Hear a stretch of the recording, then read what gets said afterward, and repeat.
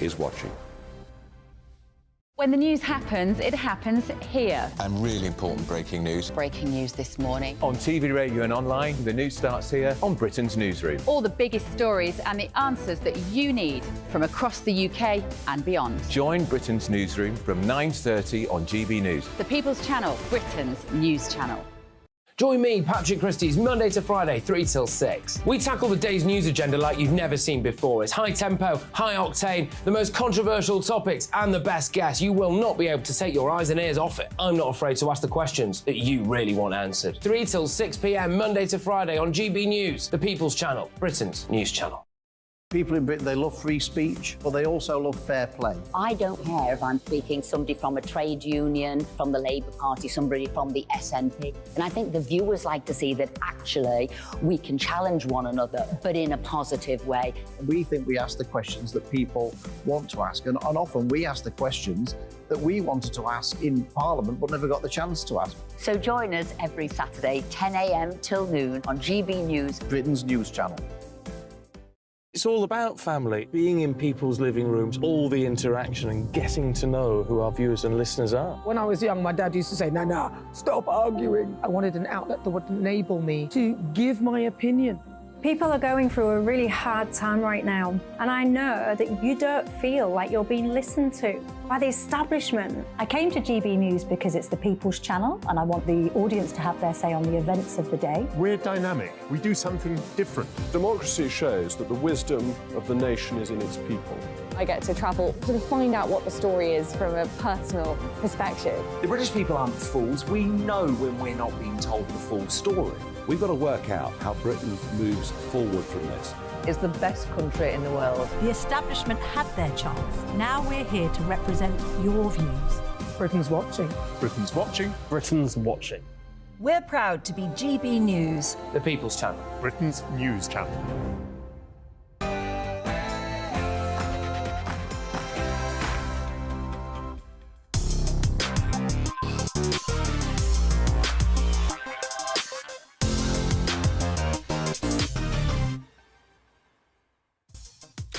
Good evening, team. It is 8 o'clock and I am Laurence Fox. Coming up on the show this evening, I'll be discussing the group taking the government to court over the content of lessons taught in primary and secondary school. I'll also be revealing the results of some exclusive polling on the subject. I'll be asking you at home and my wonderful panel all the important questions. Have you lost trust in schools? What does queuing for the climate achieve? And why is a shop owner being called a racist for trying to get a thief out of his establishment? I'll be debating this and more with my panel. That's all coming up after the news with Polly Middlehurst.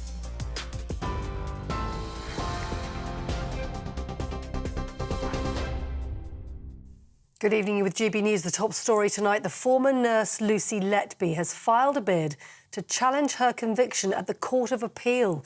The 33-year-old was found guilty of murdering 7 babies and attempting to kill 6 others at the Countess of Chester Hospital between 2015 and 2016. The most prolific child serial killer in modern British history was sentenced to a whole life order at Manchester Crown Court last month. Also in the news today, unions have vowed to fight the government tooth and nail after a £500 million government investment in Tata Steel has put 3,000 jobs at risk. The government says, however, it'll support more than 12,000 jobs in the sector. Tata has been in talks with the government to switch from coal-fired to electric furnaces to reduce carbon emissions. Labour says only the Tories could spend £500 million to make thousands of workers redundant. Now, within the last hour, the Home Office has confirmed that a biohazard response at Dover Harbour this afternoon followed reports of some migrants arriving feeling unwell. GB News filmed as authorities wore specialist biohazard coveralls at the main migrant processing facility there. The Home Office said the precautionary measures were taken in response to reports of some small boat arrivals being unwell. Around 300 migrants arrived today after being picked up on 6 small boats in the English Channel. Now, the man killed in a dog attack in Staffordshire yesterday has been named by police as Ian Price. The 52-year-old died in hospital after being seriously injured in Stonell near Walsall yesterday afternoon. A man has been arrested on suspicion of being in charge of 2 dangerous dogs believed to be American XL bullies. And the Prime Minister said today the breed will be banned in the UK by the end of the year. 3 members of Sarah Sharif's family have been remanded in custody today after being charged with the 10-year-old's murder. Sarah's father, Irfan Sharif, and his partner and brother have also been charged with causing or allowing the death of a child. Sarah was found dead at her home in Woking in Surrey after officers were called from Pakistan by her father on the 10th of August. A French couple has been jailed for almost 10 years after trying to smuggle Vietnamese migrants into the UK inside domestic furniture. Julia Toussaint and Audryon Paul were sentenced to 9 years and 11 months in prison after pleading guilty to assisting unlawful migration into the UK. The pair squeezed Vietnamese migrants inside specially adapted sofas and chests of drawers in an effort to smuggle them through border checks at the port of New Haven.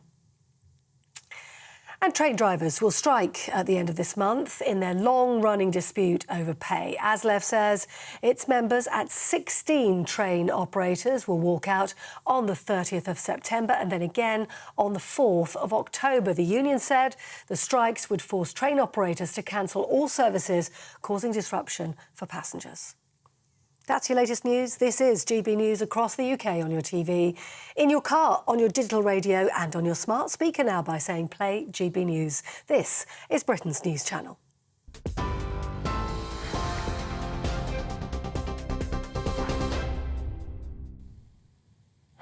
National institutions exist to strengthen, protect and uphold a culture, just as national borders exist to strengthen, protect and uphold a nation. National borders are the lines on a map requiring paperwork to cross, well, up until recently, and national institutions are arguably just as important, providing a sense of cohesion and identity within those borders. As each of us, whilst unique, are part of something bigger, first part of a family, then a community, and ultimately a nation. There are some who wish to keep on expanding out. From countries, they move out to unions of nations, and from there onto the entire planet. They believe in a utopian vision of the global citizen, where, as John Lennon said in what is possibly the most irritatingly song ever written, imagine there's no countries. It isn't hard to do. Nothing to kill or die for. No religion, too. As well as possibly pouring a tad too much LSD on his cornflakes every morning, it's pretty safe to say that John wasn't a borders type of chap. And the brotherhood of man shtick he kept yammering on about didn't seem to extend to the maid he summoned to clean the bed every day, so him and Yoko could stretch their legs before lying down again to continue their snooze against the system. Perhaps the reason why so many people stop at the country and don't want to extend out to become global citizens is because their culture is so precious to them, and protecting it reinforces a sense of feeling of home. John quite rightly points out that for his new world order to come to pass, religion would have to go. He understands that with cultures being so different, the new global citizens would need to ditch the foundation blocks of culture so that the religions which fathered them could be dismantled fully and finally as well. So far, so good. But what John was a bit more vague about was what was going to replace religion. Fast forward 50-odd years, and John has nearly seen his wish come true. One look at immigration and the invading army of military-age males in our southern border means that we don't have to imagine there's no countries. It's rather quickly becoming a reality. And as for no religion too, certainly our native Church of England deathly spirals as the child mutilation cult flag lilts limply above crumbling and emptying churches. But where John was wrong is that in a man's search for meaning, he invariably needs a religion of some kind. Even atheism is religious in the sense that it needs a set of improvable beliefs. Crikey, I've been done by the devil. And the religion we have chosen to fulfil the gap of meaning in our lives is the paganistic worship of Mother Earth and the climate, the hollow and puritanical insistence on conformity and the mutilation of children. The preachers who have been given responsibility to spread the good word have infected all of our institutions, but their impact is felt most heavily in education, where the preachers are the teachers. Over the summer, the Bad Law Project commissioned nationwide polling of both teachers and parents to find out what their feelings were about what is going on in our schools, particularly in regards to 2 classes, the nebulously titled PSHE, Personal Social Health Economic, and RSE, Relationships and Sex Education. The results came in, ironically, on the same day as the Conservative in name-only government revealed that they would not be releasing the findings in an independent review into this matter. The parent polling was interesting in itself, revealing that about 75% of parents didn't know what their kids were being taught in school, but when told, 75% were against it. Where it gets very interesting is the teacher polling. So, here we go. Those who identify as LGBTQ LMNOP are represented in primary and secondary school teaching at 250% above the national average. Seeing as the alphabet movement is a political rather than a sex rights-based one these days, that should give us pause. Teachers are also 5 times less likely to identify in any way as conservative, no surprises there, but interesting given that it was almost 50-50 red and blue just 5 years ago. Now, where it gets fascinating is in age. The average age of teachers has been falling for more than a decade, and amongst them is a sizable and growing cohort of true believers of the new religion. Or as a senior Conservative said to me this afternoon, they're all in their 20s and 30s. They got indoctrinated when no one was paying attention. 50% of those aged 18 to 24, 50% strongly disagreed with children's parents being told, should the child wish to socially transition, the first perilous step towards irreversible mutilation. This same 50% don't think parents should be able to know what their kids are being taught in advance of class. 73% feel pressure to teach PSHE, weird, in a progressive way, rising to nearly 80% in secondary school, with half believing that schools teach the following subjects dispassionately: LGBTQ, colonialism, structural racism, climate and gender fluidity, otherwise known as a full house of poker terms of ideological indoctrination for the new religion. 50% use the BBC resources to teach PSHE with such helpful songs as You Can Be Who You Want to Be about gender fluidity and character called Mimi Misfit, encouraging kids to enjoy the arousal of watching porn. That's just the BBC, the state broadcaster, pushing the hypersexualization of children, a casual skim of the many third-party PSHE providers available online, and the whole sinister agenda makes your hair stand on end. And it gets worse. Fewer than half of teachers said that their school provides any instructional training on the law prohibiting political indoctrination in schools under the 1996 Education Act, with 1 in 5 saying there was no training at all, even basic, in regards to general safeguarding. So it is, perhaps, no wonder that the government doesn't want to release the findings of the independent review. If the rumours are to be believed, they commissioned one review, didn't like what they found, so they commissioned another, didn't like what that one found either, so they decided to brush the whole thing under the carpet and not publish the findings. What are they trying to hide? Your child's schooling is a flick of a coin between the traditional teach them how to think and not what to think approach, or sending your kids off in the morning to an indoctrination camp where the teachers whisper gender-bending fantasies into confused young ears with a promise not to tell mummy and daddy.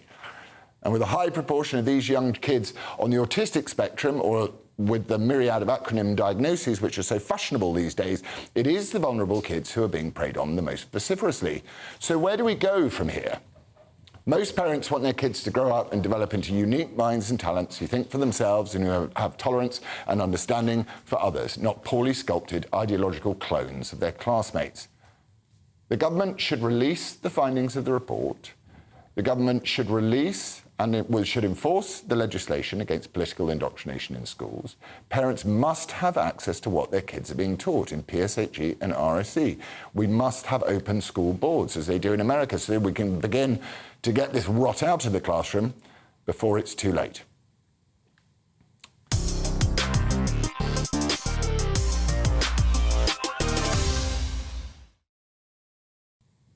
So, tonight I am asking you, have you lost your trust, your faith in schools?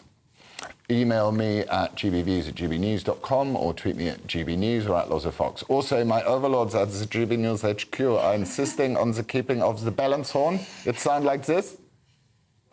They don't do, oh, yeah. This is tell me I've gone too far. Let's hear it one more time. Oh, they don't have it. Can only press the button once. Well, it's broken. No balance horn for you tonight, which is good. Okay, so joining me now is Dr. Anna Lutfi. Oh, well done, guys. Brilliant. Can we have? Sorry, do I need to give you a warning to have it? Do it. How many minutes warning do you want before I ask for it next time? Anyway, right. Joining me now is Dr. Anna Lutfi, who is with the Bad Law Project. And full disclosure here, I founded the Bad Law Project, but I have nothing to do with it. Anna deals with it. And the Bad Law Project is suing the government for trying to teach. Sorry, exactly. So I always get that wrong. That's why I'm not involved. The Bad Law Project is supporting the case against the Department for Education. There you go. Thank God you're here. Otherwise I'd get in trouble. Right, where are we? For trying to teach children as young as 5 divisive issues, they are calling for personal, social, health and economic education to be abolished in schools and for parents to have the right to withdraw their children from lessons dealing with sex, health and relationships. Anna, what do you make of the polling? Well, you did a stellar job there. I don't know how I would top that. I mean, in terms of basically characterising Look at me. Something like a new religion. Yeah. Yeah, sorry, I'm transfixed.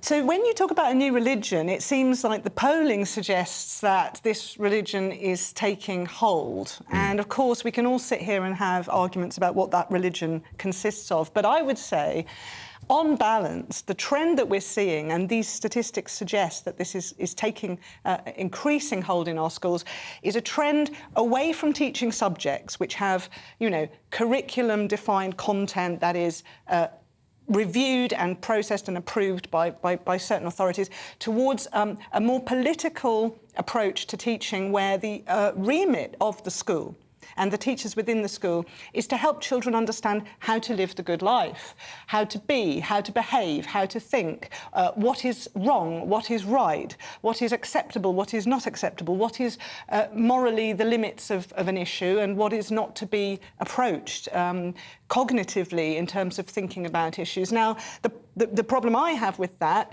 is that if schools have this remit, that they can teach children not just about subjects, but how they should live their lives, of course parents in that scenario become completely redundant, because parents traditionally take on the business of a child's private life. Why do they, though? So just out of interest, why are parents in charge of their families and not the state?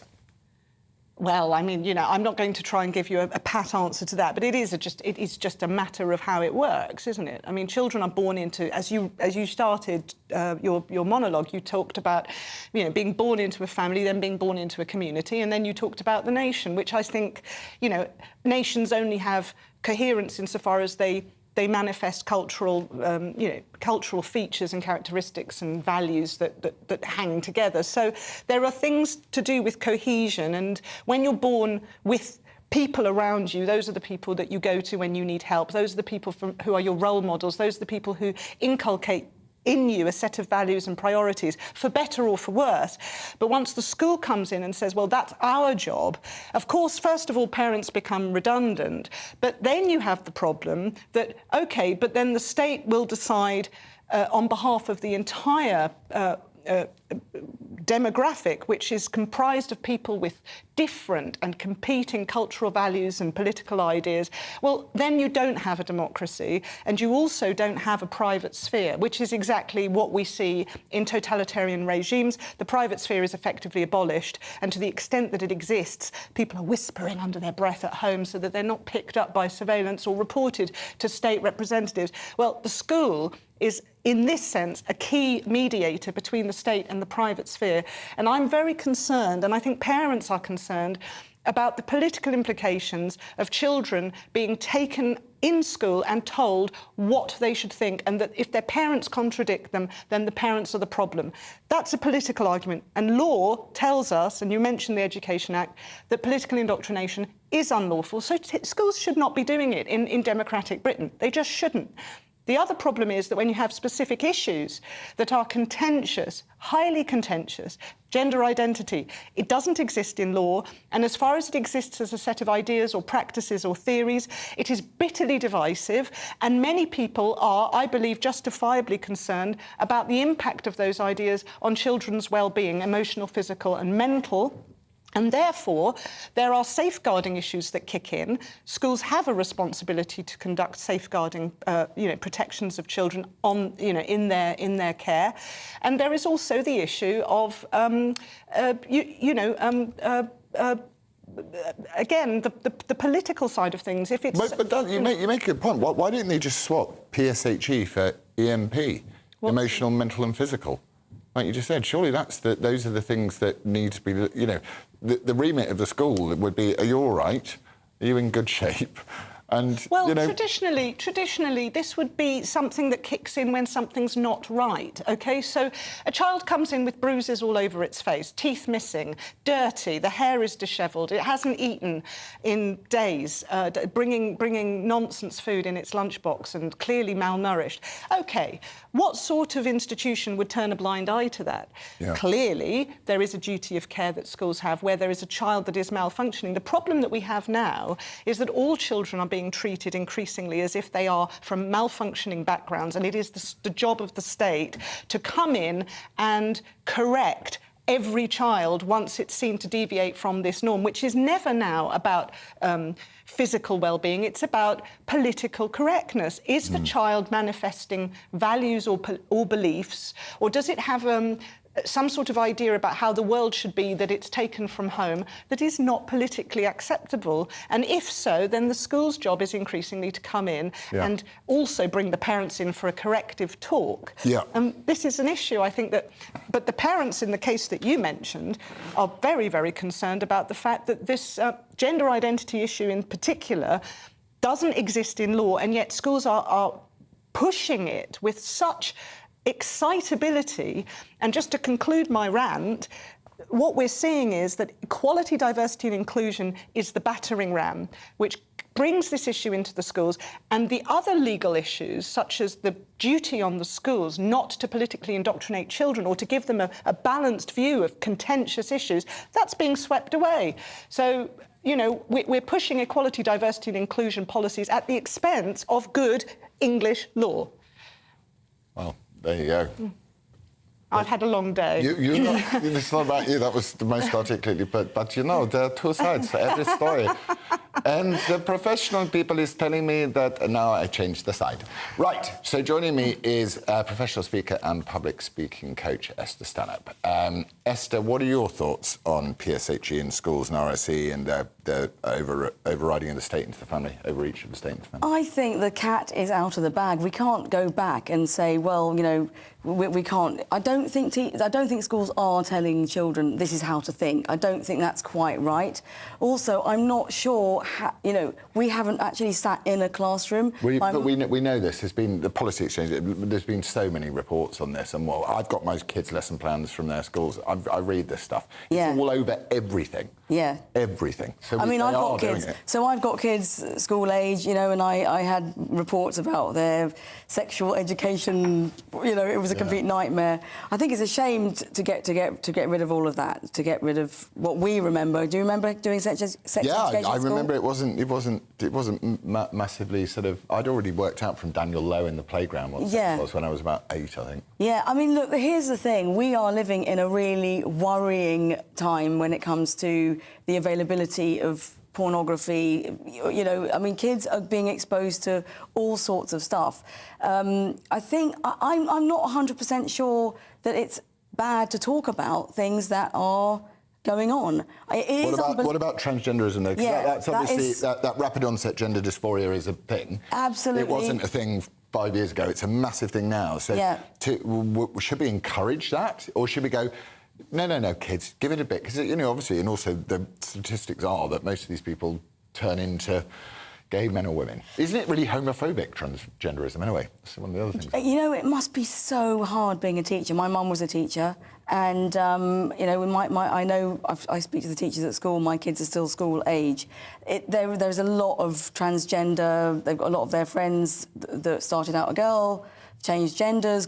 I'd never heard of that really being so common until, as you said... Till the teachers started teaching them how to do it. I don't really know. I don't... They are. I don't think most teachers are actually telling children. No, not most teachers, but you don't need most teachers to do it. You only need one teacher and one child, and that's their life ruined. But the thing is, right, it's only part of the school. It's only part of school, and I do think school does need to talk about life. Is it a part of school that you would be happy, finally, before before they're shouting at me again in my ear. Is it a part of the school is it something we depend on for the school curriculum? People teaching kids they may be born in the wrong body, yes or no? Probably not. There we go! Oh dear, we're going to get Ofcommed. Right, you are watching and listening to GB News. Still to come, I will be joined by the leader of the Climate Party, yippee, to discuss the planet's march to impending doom. Don't miss it, back in 3. The temperature's rising. Boxed Solar, proud sponsors of weather on GB News. Hi there, it's Aidan McGivern here from the Met Office with the GB News forecast. It's going to stay warm in the south over the next 24 hours. It's going to stay cool in the north. But through the weekend, there's an increased chance of thundery showers in places as the humidity rises.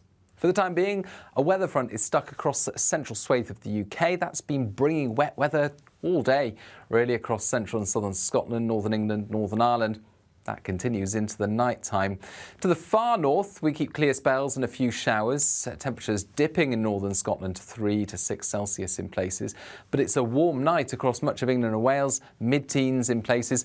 And as the night goes on, an increased chance of some of these thundery showers turning up across parts of Wales and the southwest.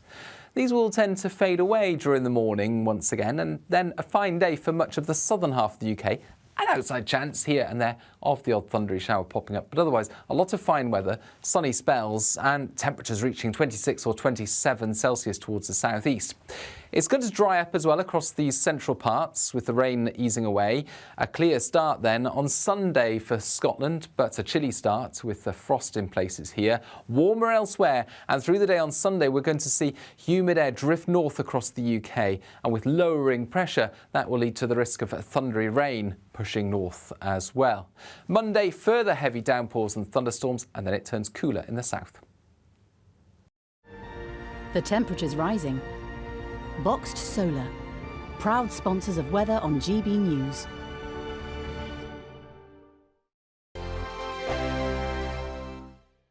What you get for breakfast is something that, if we do our jobs right, you will wake up to news that you didn't know the night before. It's a conversation. It's not just me and Eamon. We want to get to know you, and we want you to get to know us. From 6, it's Breakfast with Eamon and Isabel. Monday to Thursdays on GB News, Britain's news channel. Westminster is going around in ever-decreasing circles, followed by the media. Britain is broken. How on earth did we get into this mess? But more importantly, how do we get out of it? Join me at 7 p.m, Mondays to Thursdays on Farage, here on GB News. We will have open, rational debate. We've got to work out how Britain moves forward from this. Join us here on GB News, the People's Channel. Britain is watching. When the news happens, it happens here. And really important breaking news. Breaking news this morning. On TV, radio and online, the news starts here on Britain's newsroom. All the biggest stories and the answers that you need from across the UK and beyond. Join Britain's newsroom from 9:30 on GB News. The People's Channel, Britain's news channel. Join me, Patrick Christie's Monday to Friday, 3 till 6. We tackle the day's news agenda like you've never seen before. It's high tempo, high octane, the most controversial topics and the best guests. You will not be able to take your eyes and ears off it. I'm not afraid to ask the questions that you really want answered. 3 till 6 p.m, Monday to Friday on GB News, the People's Channel, Britain's news channel. People in Britain, they love free speech, but they also love fair play. I don't care if I'm speaking somebody from a trade union, from the Labour Party, somebody from the SNP. And I think the viewers like to see that actually we can challenge one another, but in a positive way. We think we ask the questions that people want to ask, and often we ask the questions that we wanted to ask in Parliament but never got the chance to ask. So join us every Saturday, 10 a.m. till noon on GB News, Britain's news channel. It's all about family, being in people's living rooms, all the interaction and getting to know who our viewers and listeners are. When I was young, my dad used to say, no, stop arguing. I wanted an outlet that would enable me to give my opinion. People are going through a really hard time right now, and I know that you don't feel like you're being listened to by the establishment. I came to GB News because it's the People's Channel, and I want the audience to have their say on the events of the day. We're dynamic. We do something different. Democracy shows that the wisdom of the nation is in its people. I get to travel to find out what the story is from a personal perspective. The British people aren't fools. We know when we're not being told the full story. We've got to work out how Britain moves forward from this. Is the best country in the world. The establishment had their chance. Now we're here to represent your views. Britain's watching. Britain's watching. Britain's watching. We're proud to be GB News, The People's Channel. Britain's news channel.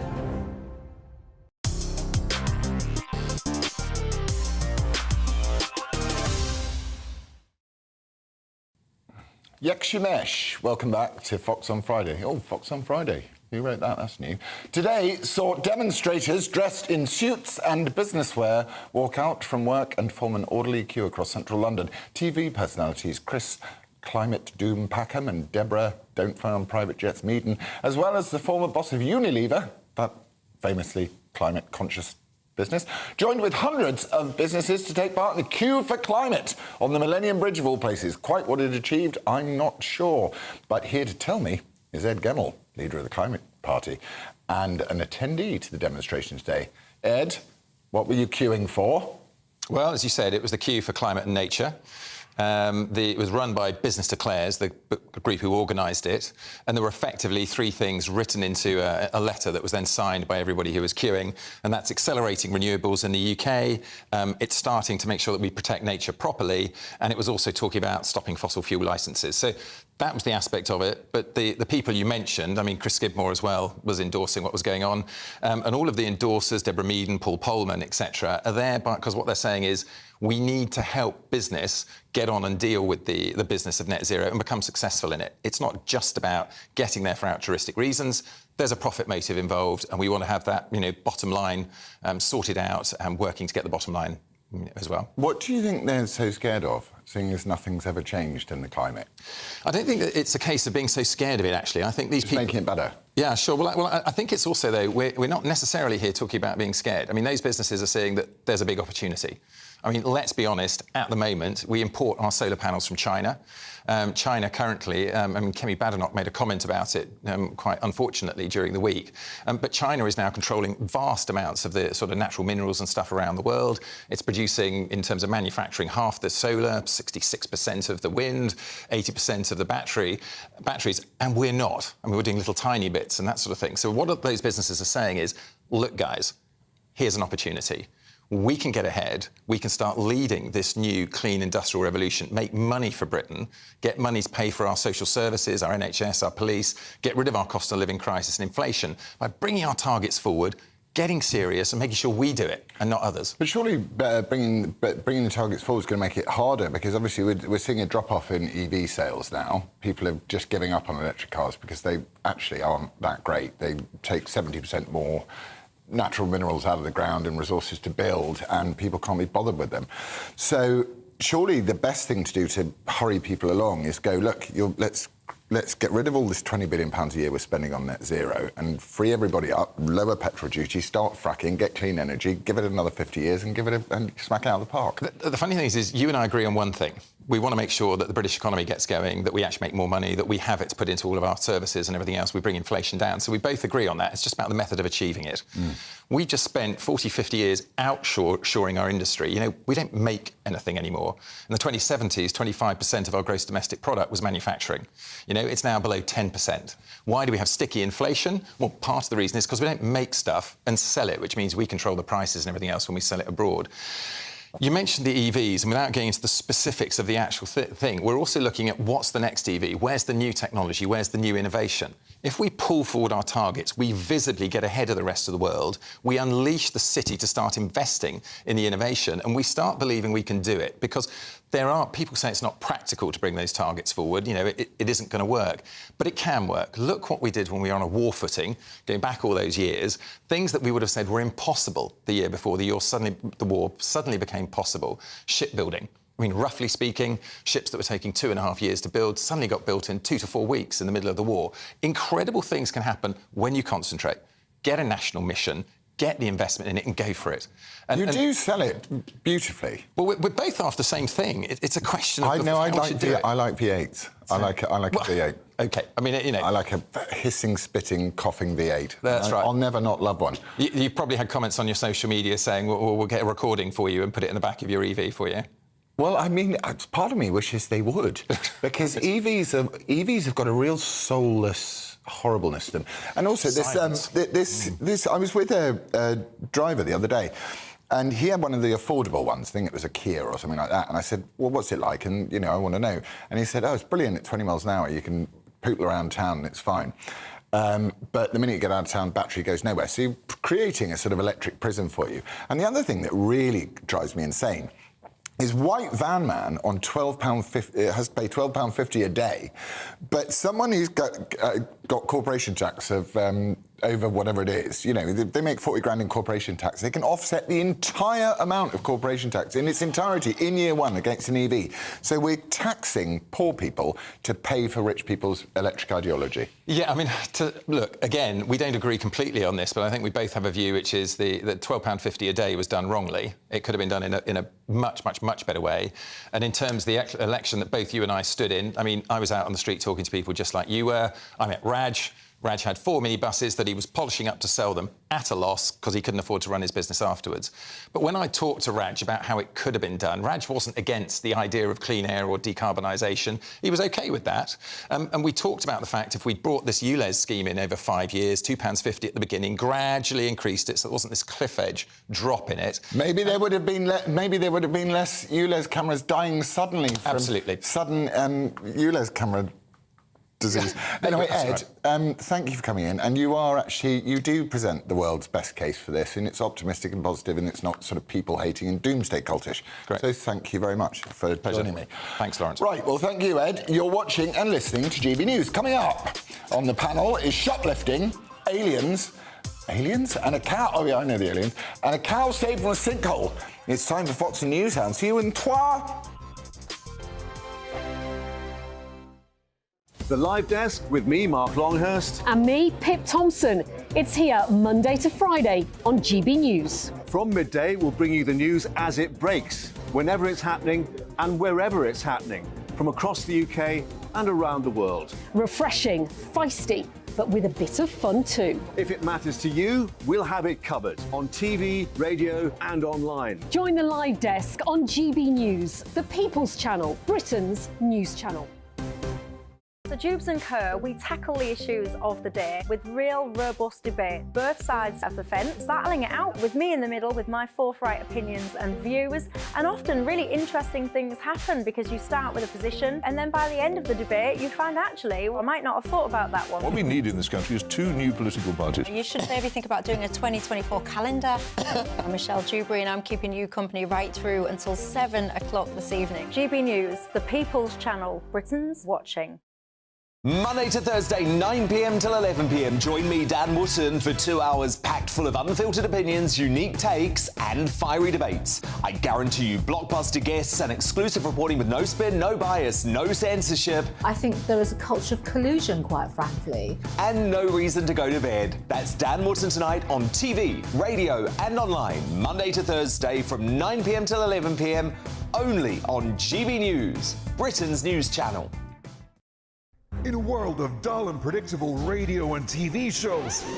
Oh, hi. On Mark Dolan tonight, we've got big guests. We drill into the big stories of the day.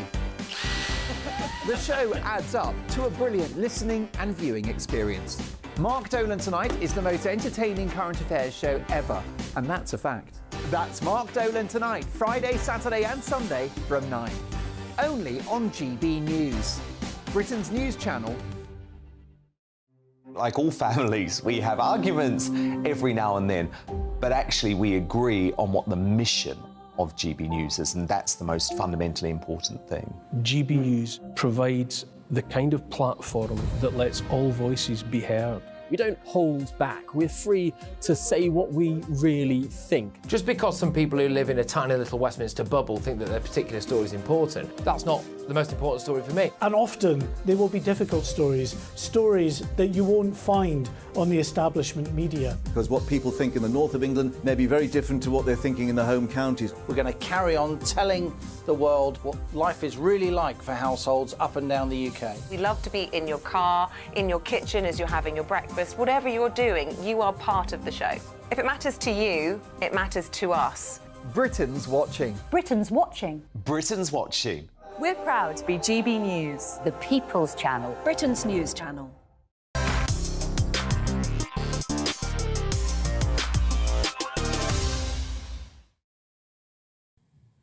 Great success. You are watching and listening to GB News with me, Laurence Fox. Now, here are some of your thoughts from my earlier question. Jack said, I don't trust any government agencies anymore. Welcome to a growing cohort of people who share that sentiment, Jack. Ray has written in and said, teachers are a disgrace. They are not overworked, but they are certainly overpaid. They are so unattached from the real world, it is very, very concerning.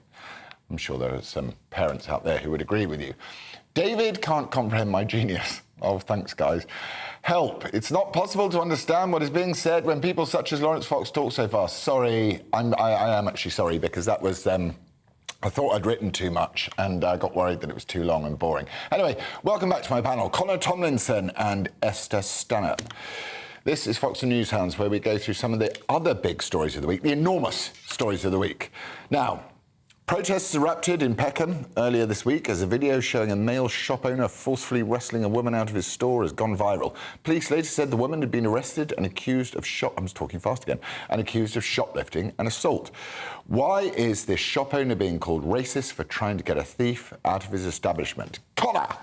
Because any time there is a black person involved in a contentious incident, ever since particularly 2014 with Trayvon Martin, then you saw Michael Brown, then George Floyd, now this, the grievance industrial complex jumps on it because there's money to be made, because if they create the phantom of racism everywhere and then position themselves as the only people that can solve the problem, then it makes it so that if the problem never goes away, then there's a gravy train that's constantly flowing. So it doesn't matter about the facts of the case. It doesn't matter that she seems to have engaged in a criminal enterprise, whether that's having shoplifted or just attacking the man in the first place. It matters that she's black, he's not, money. Like that doesn't sound cynical to me, does it? Have you seen the footage? I mean, have you seen the second set of footage? Oh, have you seen when she smacks him with a? No. After she beat the living hell out of him, there's another incident with the blonde wig. Oh no, I didn't see the blonde wig. Yeah. Oh no, it's not her first. You have to see the footage. Are you showing the footage now? Are you show it then? Are you showing the footage? Can we talk while we do it? Right. Oh, look, do you know what? I'll give you a clue why they're pixelated out of her face. But hang on, that's not all the footage. What about when he puts his hands around her neck? That's totally justified. It comes at the end of being beaten half to death by that little woman. But not just that. If someone is stealing from your shop and then attacks you, it's not on you to mitigate how much force you use in defending your life or your livelihood. He didn't know if she was armed. He didn't know if there were other people around the corner. And I guarantee as well, as soon as this shop opens up, I wouldn't be surprised if people come and ransack it because of the racial politics grievance.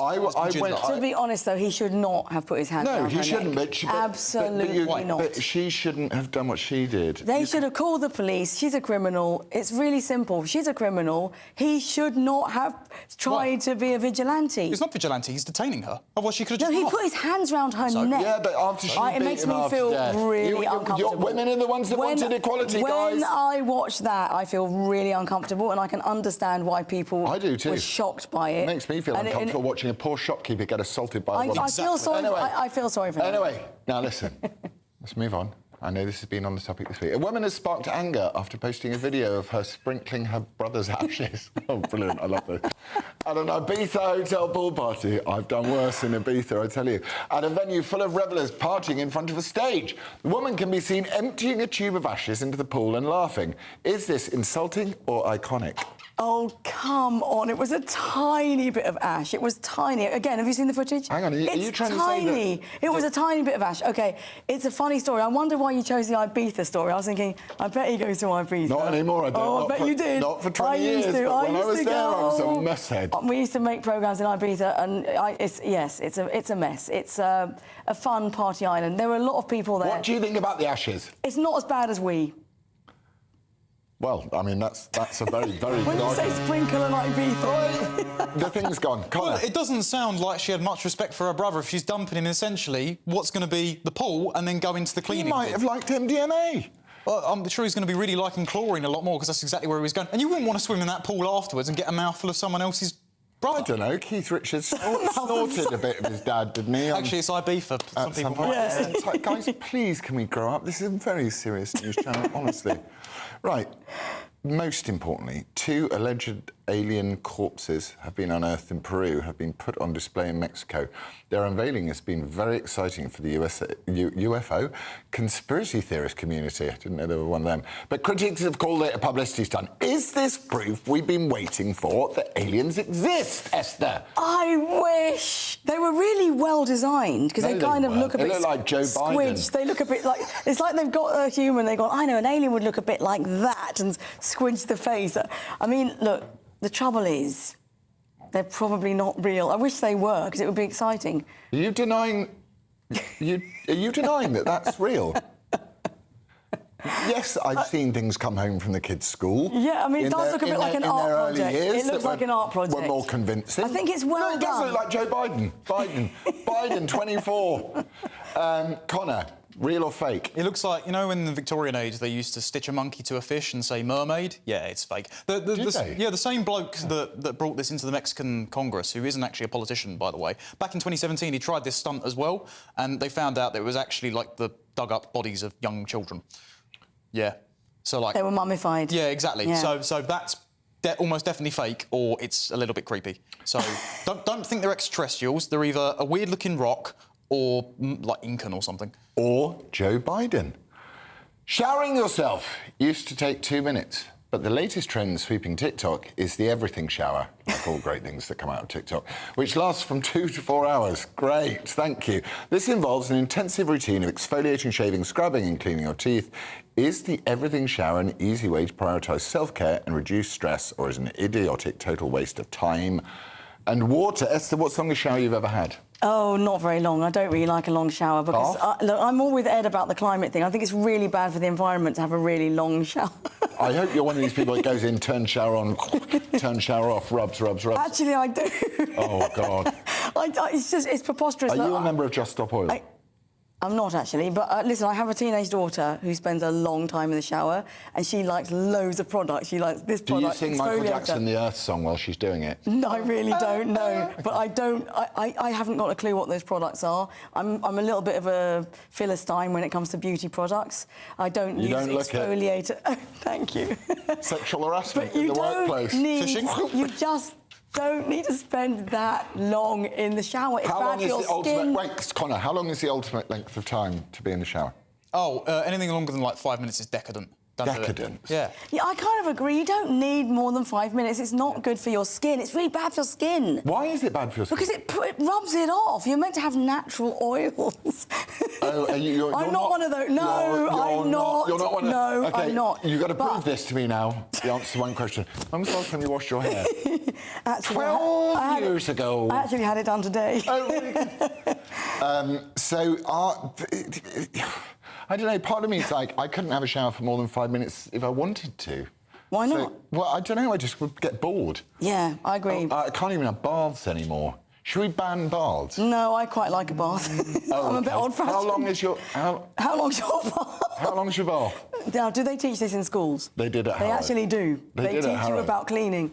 I like to have a slightly longer bath. God, you're just because I don't want to waste the water. But that's so bad for the climate. Yeah, it is bad for the climate, but I don't have them that often. It's a luxury. We'll educate her one day. We will. Connor, any final thoughts on the bathing situation? Like you said, I think people are bored, so they're just creating... Hot tub? I'm not nearly rich enough for that. I think these are just nonsensical TikTok trends because people don't have other things to do, so... And they're selling a lot of products, loads of these funny the influencers will be sponsored, exfoliator and special bubbles, and then you've got bombs and, literally smelly bombs. I mean... Smelly bombs. But not We've all done one of those at a night in Ibiza. Right, up next, Fox on the spot. See you in twat.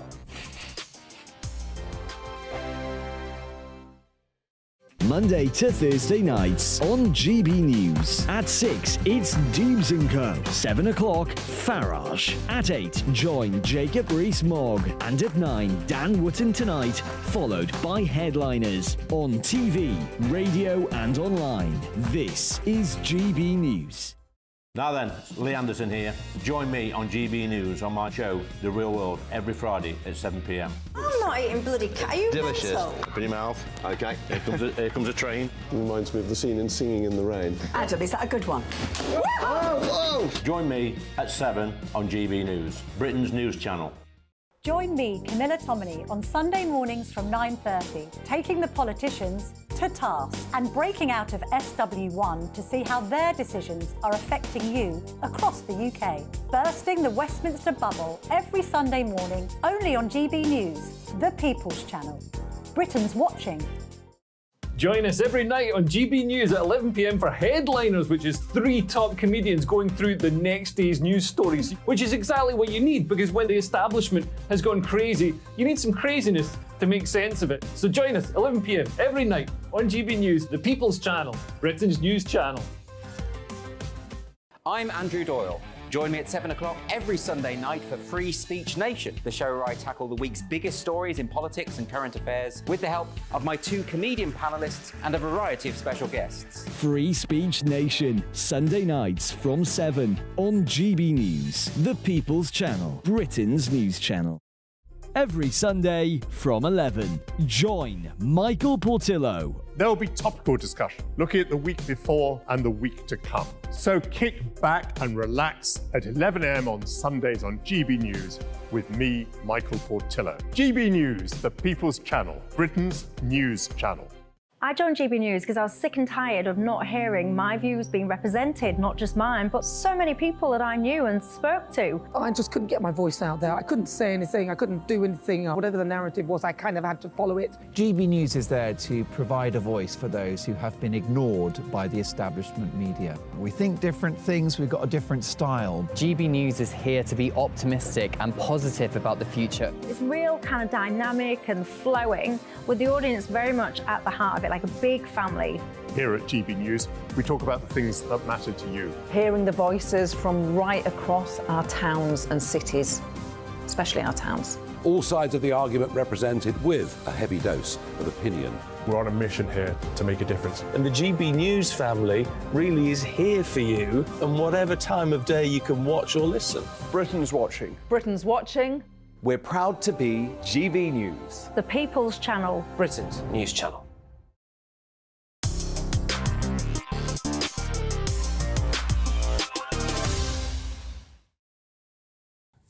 Hola! Welcome back. You're watching and listening to GB News with me, Laurence Fox. Still in the studio is my panel, author and broadcaster Colin Tomlinson, and professional speaker and public speaking coach Esther Stunnap. Now, footage has emerged of a cow being rescued, feet first, after it fell into a sinkhole in Bishop Auckland. Nobody noticed when the sinkhole was there until the cow got stuck. In the video, 3 men put a harness on the animal, strap it to a tractor, and pull it out of the hole, which is barely wider than its own body. Panel. Thoughts? Oh my God, it's... First of all, I don't think it's a cow. I think It is a cow. It's a. I think it might be a bull. No, was it? No. I think it's a bull, It's but not I mean a that. bull. It's an extraordinary. It's a gelded cow. What are they called? Oh God, I'm in shock. Connor, say something while I gather my thoughts. We've all been there on a Friday night where we've had to be rescued from some cow sinkhole, so...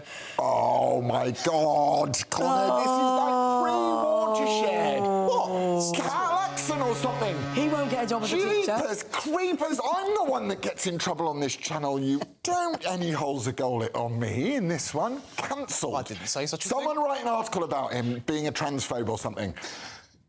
Sanity, Esther. please, can you bring it... No, I know what your name is. Can you bring it down to some really grown-up levels of conversation, please? Well, you know, that is a feat of engineering. If you think about it, that would be a very difficult thing to design quickly. You know, if you suddenly saw a cow upside down in a hole, how would you go about the engineering nature of taking it out of the hole? It's quite a work of genius, actually. Maths, physics. Biology. Yes.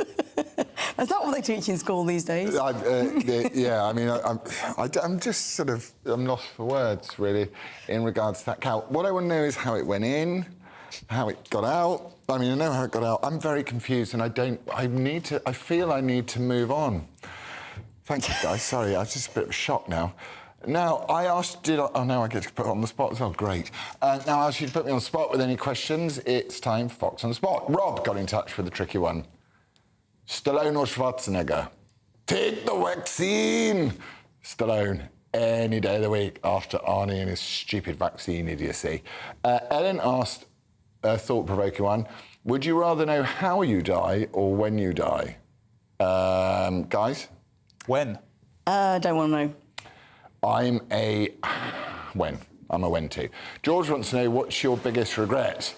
My biggest regret was asking people to choose the stories tonight on the show. Something in IB and I would like to officially fire them both. No, I can't fire them because they're in charge. This doesn't work. What is my biggest regret? My biggest regret is something that I could never repeat live on air. What's your biggest regret? A recent regret was when I wore platforms and I fell over on a path and I actually broke my metatarsal. Oh God, you're injured. You can't see it. Yeah, you can't see the boot. That can't be it was the platform. What's a platform? Shoes. Oh right, I don't know. How can you not know? Oh no, biggest regret. Playing rugby bulldog in year 8 a day after my birthday and a day before I went to Disneyland because they didn't let me on some of the rides because I fractured my wrist. This is sad, this is sad. Well, listen, I would tell you my biggest regret, but it would mean I'd be cancelled for the 3rd time in life. So what I would like to do is thank everyone for sending in your questions, and thank you to my panel and to the guests who joined me this evening. And up next is the very attractive Mark Dolan. Mark, what have you got for us? You'll need to get those glasses changed. Listen, Laurence, it's a really busy 2 hours to come. How safe is Britain? We'll be speaking to our former top spy, Sir Richard Dearlove, a really interesting guy. He's live in the studio. He is my Mark Meets guest. We're talking about China. Should we engage? Are they friend or are they foe?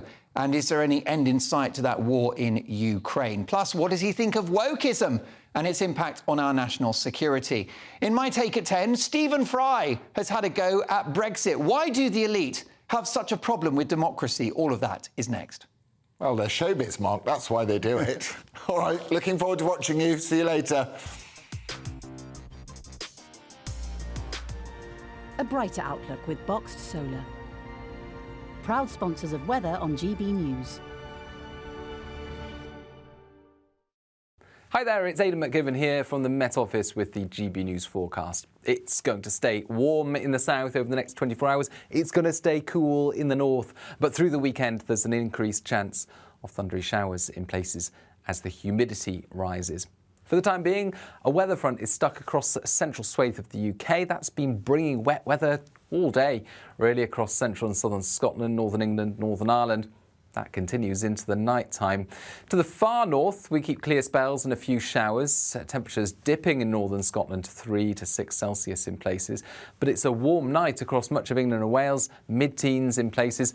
And as the night goes on, an increased chance of some of these thundery showers turning up across parts of Wales and the southwest.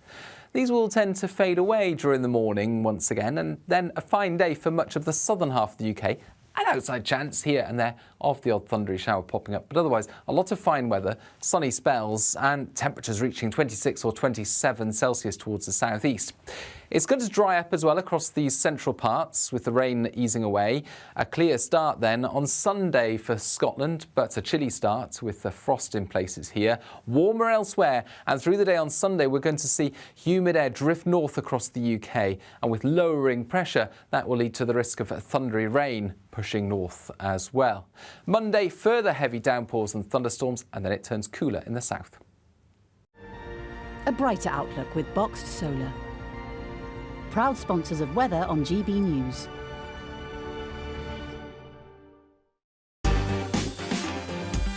On Mark Dolan tonight, in My Big Opinion, cancelled comedian Graham Linehan's new book, which says men are not women, is storming up the book charts. The woke tide is turning. In my Take at 10, I'll be dealing with Stephen Fry, who says Brexit's been a disaster. Why do the media elite hate democracy so much? Plus, the country's former top spy, Richard Dearlove, ex-head of MI6, is live in the studio. How safe is Britain? We're live at 9.